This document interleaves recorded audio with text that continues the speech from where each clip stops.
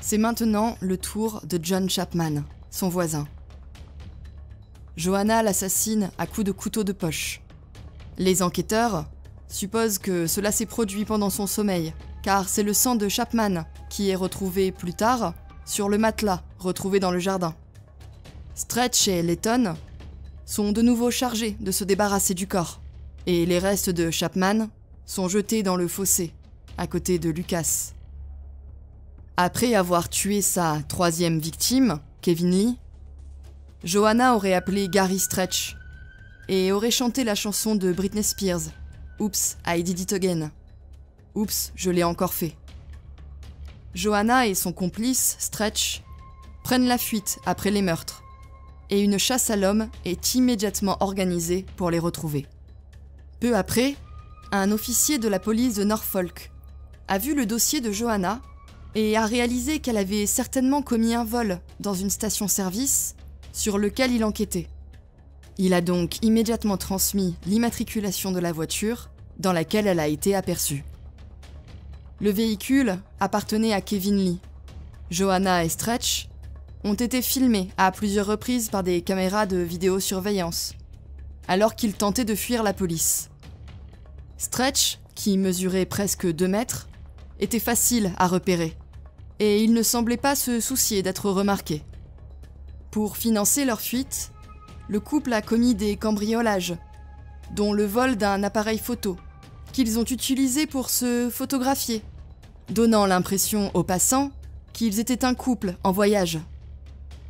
Ils se sont ensuite rendus à Kington, dans le Herefordshire, où ils ont rencontré Mark Lloyd, un ancien petit cambrioleur et une vieille connaissance de Stretch. Lorsqu'ils ont appelé Lloyd pour les aider à vendre leur larcin, Joanna n'a pas hésité à l'informer qu'elle avait tué 3 hommes et qu'elle voulait en tuer d'autres. Elle est arrivée chez lui en brandissant un énorme couteau, et Lloyd ne semblait pas choqué. Joanna boit de plus en plus, et son comportement devient erratique. Elle est nerveuse et violente. Elle pique des crises constamment, notamment un jour où il s'arrête dans un magasin pour acheter des cigarettes.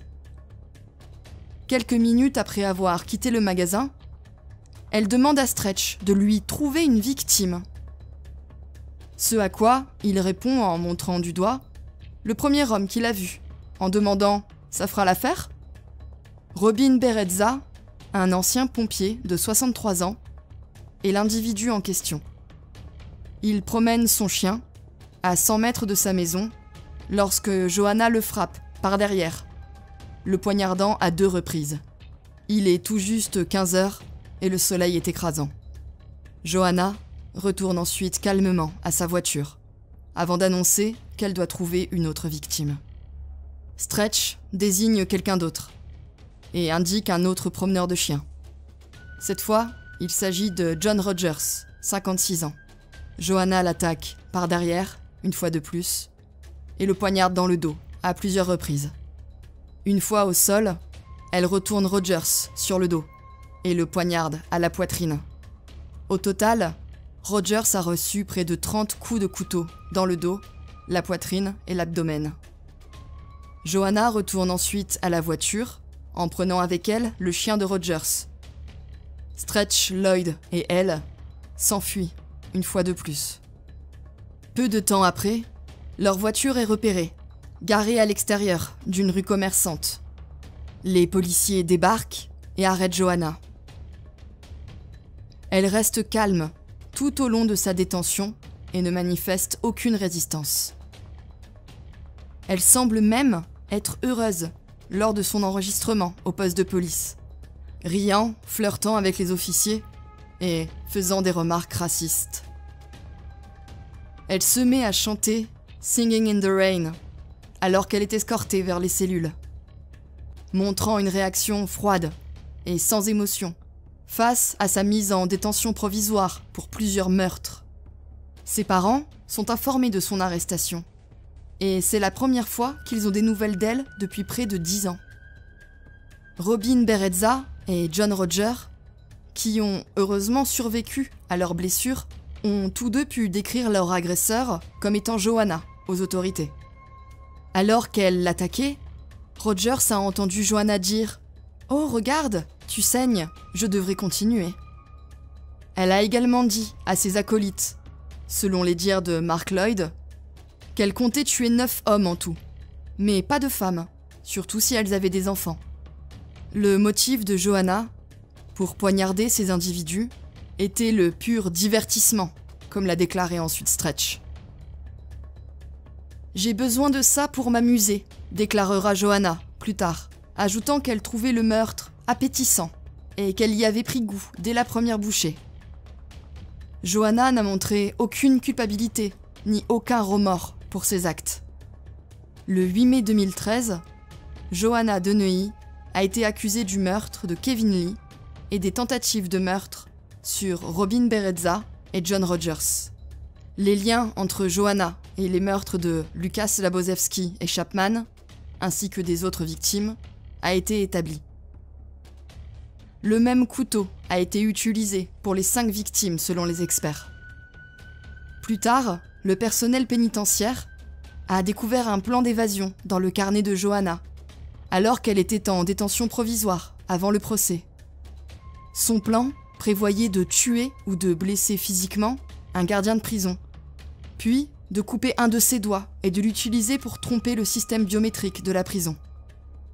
En raison de cette tentative d'évasion, Joanna a été placée à l'isolement en septembre 2013 jusqu'en septembre 2015.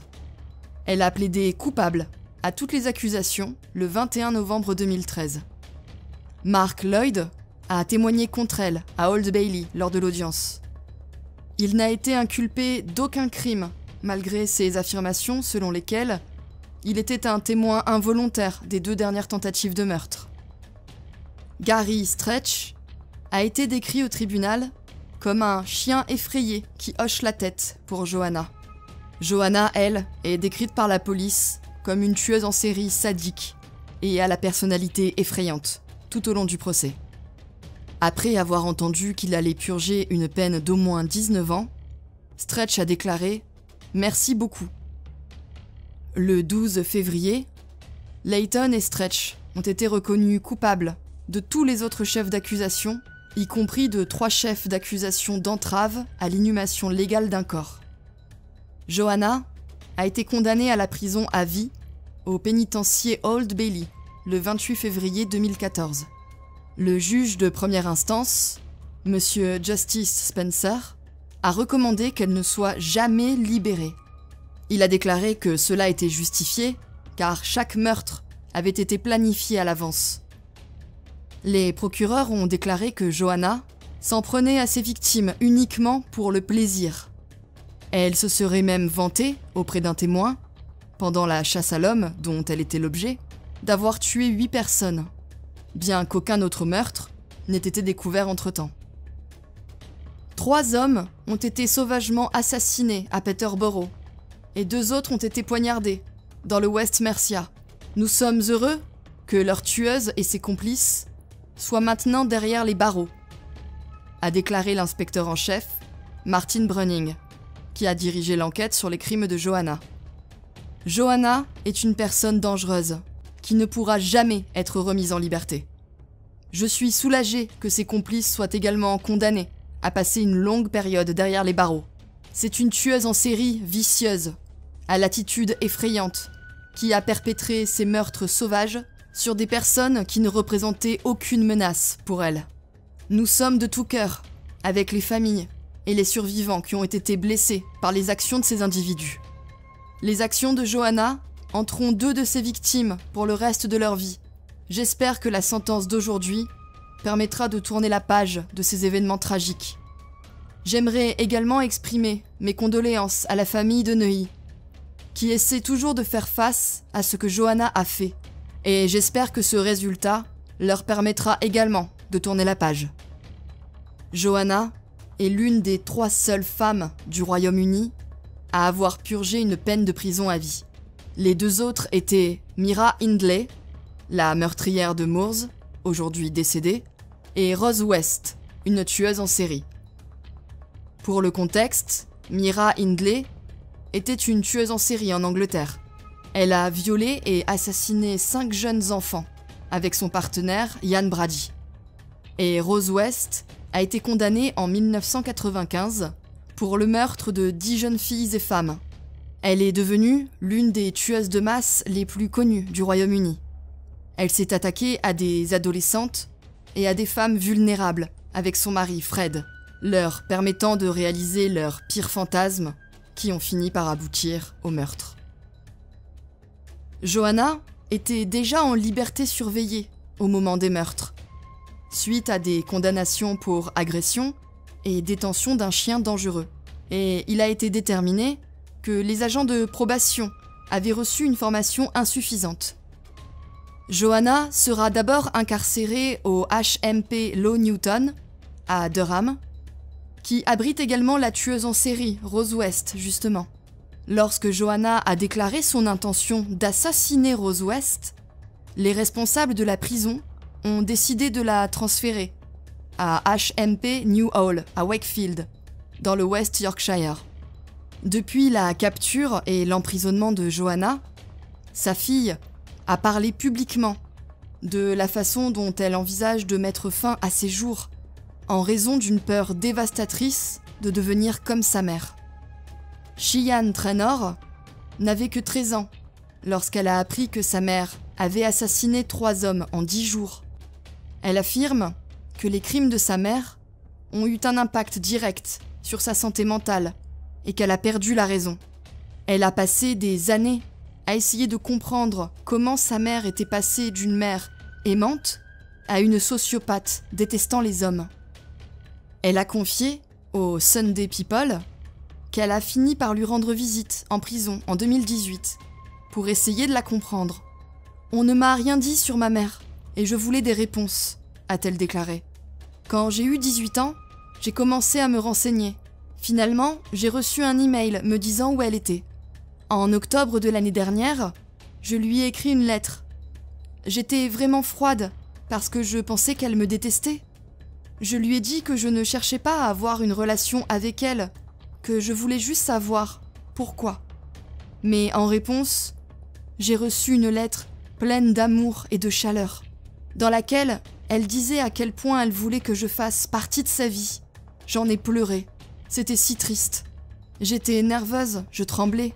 Quand je suis entrée dans le hall des visites, j'ai dû regarder à 2 fois quand je l'ai vue. Elle avait l'air complètement différente. Nous étions les seules personnes dans la salle, à part les gardes. Nous étions assises à une table, l'une en face de l'autre. Elle portait un t-shirt noir, un jean bleu et des bottes. Elle avait des cheveux blonds, courts et des piercings au visage, dont un à côté de l'œil. Elle avait l'air en forme. J'ai dit à ma mère « Tu m'as manqué ». En toute honnêteté, je ne pensais pas que je la reverrais un jour.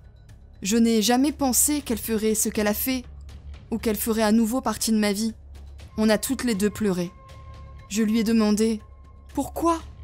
Elle s'est excusée auprès de moi. Cela n'arrange pas vraiment les choses et n'excuse rien, mais je voulais des excuses. Une partie de sa punition est qu'elle ne pourra jamais me voir grandir ou me marier. Johanna était le moteur de cette série de meurtres et d'agressions. Elle est la seule raison pour laquelle ces 3 individus ne sont plus en vie. Elle avait des complices, Stretch, Hindley, West. On peut décemment se demander s'ils auraient commis ces crimes s'ils n'avaient pas rencontré Johanna. Ce qui est sûr, c'est que ce n'était pas le cas pour Johanna. Avec ou sans l'aide de Gary Stretch Richard, Johanna était déterminée à semer le chaos et la mort. Elle n'avait aucune autre motivation que d'infliger l'agonie et de prendre la vie d'innocents.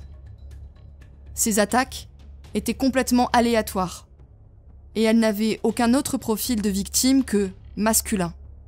C'est sans doute à cause de ça qu'elle est encore plus terrifiante.